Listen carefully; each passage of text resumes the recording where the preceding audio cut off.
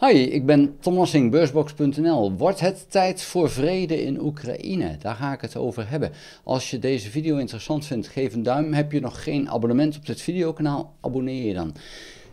Poetin moet een besluit nemen. Hij moet of meegaan in het verhaal van Trump en een wapenstilstand, of hij loopt de kans dat hij de oorlog verliest. En dat laatste, daar wil ik mee beginnen. Want hij heeft de laatste dagen enorme aanvallen laten uitvoeren. En soms wel tientallen gevechtsvoertuigen, motoren, honderden soldaten die dan op één punt een aanval doen. Die aanvallen zijn allemaal afgeslagen. Dus er ligt een probleem voor de Russen. Ze komen er in feite amper door. En waar ze dan doorkomen is de terreinwinst is zo gering dat het niet tot een doorbraak leidt. Niet tot een doorbraak die de oorlog echt kan verkorten. Het duurt allemaal veel te lang. En ja, dus heeft Poetin nu wel een probleem. Want als hij de oorlog verliest, dan raakt hij zijn status als wereldleider kwijt. Maar als hij akkoord gaat met de wapenstilstand, dan raakt hij die status ook kwijt. Dus hij moet nu kiezen uit twee kwaden. Wil je daadwerkelijk gezien worden, terwijl jij eerst de baas van Trump was, wil je nu gezien worden als het schoothondje van Trump, die maar akkoord moet gaan met een wapenstilstand omdat Trump het wil? Ik denk dat Poetin daar een gigantisch probleem mee heeft. Dus dan moet zijn probleem in Oekraïne zo groot zijn dat de pijn die hem dat doet om Trump zijn schoothondje te worden, dat hij dat wil doorbijten. Dat hij daar doorheen wil. Nou, dat zal een hele gekke situatie zijn, moet ik zeggen. Ik verwacht eigenlijk niet dat Rusland akkoord gaat met een wapenstilstand op de voorwaarden zoals die door Trump worden voorgelegd. En ja, uiteindelijk, dat is ook voor Oekraïne geen goede zaak hoor, die wapenstilstand. Dat is alleen maar het uitstel van de oorlog. Maar goed, het is nu, ook Oekraïne en Zelensky hebben ingezien dat Poetin voor het blok staat. En Poetin dus eigenlijk die vernedering zou moeten doorgaan van een wapenstilstand. Want dat is een enorme vernedering. En daar heeft Zelensky van gezegd, ik geloof er niks van dat hij dat doet. Dus daarom ga ik wel akkoord met een wapenstilstand. Want Rusland doet dat toch niet. En daarmee heeft hij dus ook Trump een beetje in een hoek gedreven. Want ja, Trump heeft gezegd, degene die niet akkoord gaat, die krijgt mij tegen. Nou, Zelensky is direct akkoord gegaan met die gedachte van Rusland gaat toch niet akkoord. En ja, daarmee zit Trump dus in het probleem, want Trump wil eigenlijk met Rusland verder, niet met Oekraïne. Want Oekraïne vindt hij niet zo heel erg interessant. Maar Rusland met al zijn bodemschatten, ja, dat is interessant. Rusland met zijn dictator, eigenlijk de baas van Trump, en Trump 1, ja, dat is interessant. Als hij die onder zich kan krijgen door een wapenstilstand op te leggen, nou, dan is Trump helemaal het heertje. Dus in die zin denk ik dat voor Poetin echt een enorm probleem is. Heeft Poetin serieus nog het idee dat hij de oorlog kan winnen? Ik kan het me niet indenken dat hij dat idee nog steeds heeft. Want hij draait eigenlijk volledig op de munitie van Noord-Korea. Hij heeft de drones van Iran nodig. En hij heeft buitenlandse soldaten nodig, want eigenlijk zelfs zijn bevolking van 140 miljoen kan niet genoeg goede soldaten leveren zonder dat die zwakke economie die er nu is helemaal tot stilstand komt.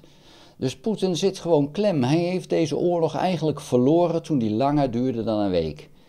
En het wordt alleen maar erger. En ja, hoe komt hij hier dan uit? Ja, ik denk dat hij zelf ook weinig uitweg ziet.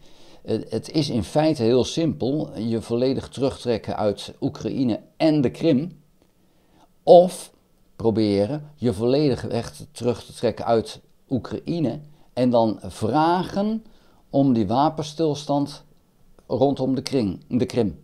En dan hopen dat je de Krim dan nog als Rusland zijnde mag houden. Daar kan je nog over onderhandelen. Misschien dat Oekraïne daartoe wel bereid is. Maar ja, dat is voor Poetin allemaal onbespreekbaar. En dat is jammer. Het is ook jammer omdat Oekraïne niet sterk genoeg is om die Russen er op dit moment uit te jagen uit Oekraïne. Nou is het wel een punt, Oekraïne kan wel zo sterk worden. Dat is namelijk als Rusland verzwakt, met deze grote aanvallen die ze hebben gedaan, hebben de Russen zichzelf weer verder verzwakt. En als er meer steun komt vanuit het Westen, inclusief de Verenigde Staten, ja, dan zou het zo kunnen zijn dat die Russen wel verslagen worden. Denk er ook aan dat die Russische economie ongelooflijk zwak is op dit moment en eigenlijk weinig steun kan bieden.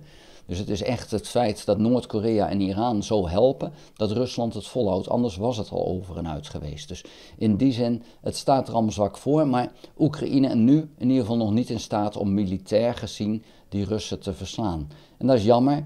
Ja, dan is altijd de vraag, wat is dan de lange termijn? Wie heeft er dan het voordeel? Ja, dat ligt aan de hulp die Oekraïne krijgt. Als die hulp er is, dan heeft Oekraïne het voordeel. Maar als die hulp niet komt, ja, dan is het gewoon over en uit voor Oekraïne op de lange termijn. Dus dan zou je juist nu die doorbraak moeten forceren en hopen dat Poetin niet akkoord gaat met de wapenstilstand.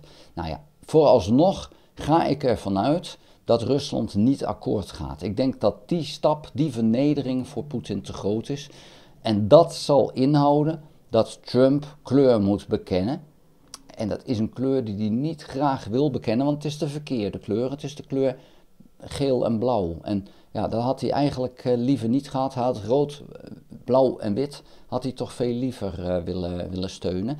Ja, dat is dus nu eventjes een probleem aan het worden. Ik ben heel benieuwd hoe dit gaat worden. Maar Rusland zet alles op alles, raketten op steden. En dat heeft niks te maken met militaire doelen, want ze blijven gewoon doorgaan. En af en toe hebben ze dan een raket die heel vervelend voor Oekraïne terechtkomt. Maar ook grote aanvallen om dus een doorbraak te forceren, maar vooralsnog lukt het allemaal niet. En de bevolking van Oekraïne blijft ook het leger van Oekraïne steunen.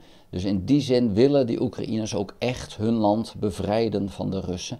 Dat standpunt is niet veranderd, lijkt ook niet snel te gaan veranderen, want die terreur van de Russen, die helpt eigenlijk niet om het idee van die bevolking te veranderen naar, oh, we willen zo alsjeblieft, geef ons vrede en dan gaan we overal mee akkoord. Dat zit er gewoon niet in, daar lijkt het niet naar toe te gaan. De Oekraïners worden alleen maar standvastiger en willen ook echt winnen van Rusland. Daar wil ik erbij laten. Vond je de video interessant? Geef een duim. Heb je nog geen abonnement? Abonneer je dan op dit kanaal. En ga ook naar de website www.beursbox.nl en schrijf daarin op de gratis dagelijkse nieuwsbrief. Dank voor het kijken, tot de volgende keer. Houdoe!